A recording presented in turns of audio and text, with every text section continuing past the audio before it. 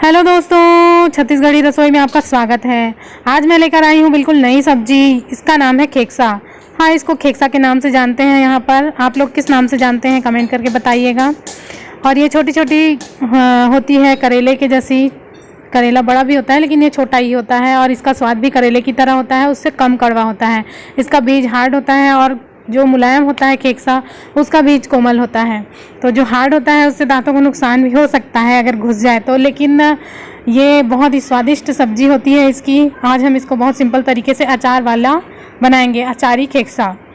तो इसके लिए बहुत कम तेल लेंगे कढ़ाई में और इसे हल्की हल्की धीमी आंच में इसे सेकना है। और जब ये गोल्डन ब्राउन हो जाएगा तो इसमें नमक मिर्ची वगैरह डाल देंगे और अचार का मसाला भी डाल देंगे। मैं इसमें चने का यूज़ कर रही हूँ, भीगा हुआ चना है, उसको उबालकर भी डाल सकते हैं और ऐसे भी डाल सकते हैं। और अगर बिना उबाले डालेंगे तो इसे थोड़ा खेक्सा को भूनने के बाद डालें ताकि ये ज़्यादा हार्ड ना हो और दोनों में बैलेंस हो जाए। तो मैं थोड़ी सी बाद में डालूँगी ताकि चने भी सॉफ्ट रहें। और बस इसमें ज़रूरत के अनुसार पानी डाल लेंगे, फिर इसके सूखा होने का वेट करेंगे और जब ये सूख जाए सब्जी तब हमारी सब्जी तैयार हो जाएगी।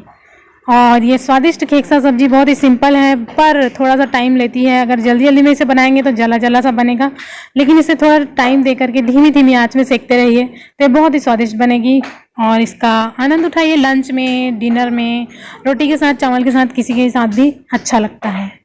वीडियो देखने के लिए आप सभी का धन्यवाद।